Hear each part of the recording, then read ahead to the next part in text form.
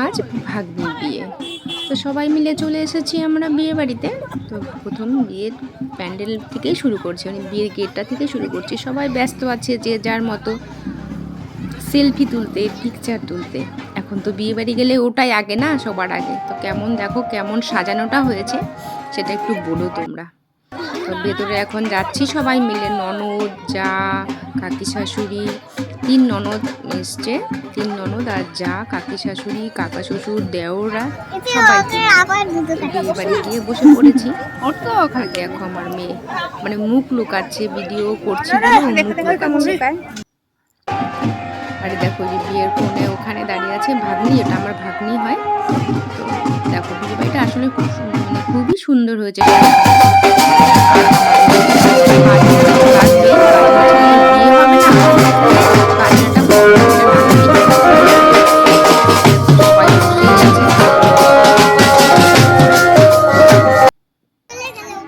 দেখো বিয়ের কুঞ্জটা কিন্তু ভীষণ সুন্দর হয়েছে সাজানোটা। এখনো বর আসেনি,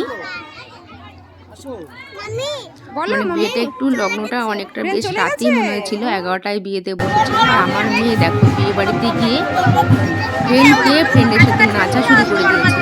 দেখো আমার মেয়ের নাচ, নাচ কত সুন্দর। আর সব থেকে বাজে লাগে কি, এই যে বিয়ের এইগুলো সেজে যে বসে থাকতে হয়। এই ননদ, আমার 2 ননদ, এই নন্দাই, এই যে আমার মেয়ে ফ্রেন্ড পেয়েছে, ফ্রেন্ডের সাথে স্কুলে একসাথে পড়ে। এখন ওখান থেকে এসে আমরা ফুচকার এখানে এসেছি, এসে দেখি ফুচকা শেষ হয়ে গেছে, আবার আনতে গেছে। এখানে পানের স্টল আছে, কফিও আছে। আর এখন ফুচকা টুচকা খেয়ে আমরা দাঁড়িয়ে পড়েছি খাওয়ার প্যান্ডেলের সামনে। এতটা ভিড়, না দাঁড়ালে আর খেতে পারবো না। আর আমার দেখো ননদ নাচছে, যে আমার ভাগ্নে এটা। তো খেতে বসে পড়েছি আমি আর আমার মেয়ে। ওই দেখো মেয়ে ফার্স্ট টাইম বিয়ে বাড়িতে গিয়ে হাত দিয়ে মানে শুধু সাদা ভাতটা খেয়েছে। তো খাওয়া প্রায় শেষের দিকে, ফ্রাইড রাইস আর মটন খাচ্ছিলাম লাস্টে। খেতে খেতে দেখি এসে বিয়ে শুরু হয়ে গেছে, বড় চলে এসছে।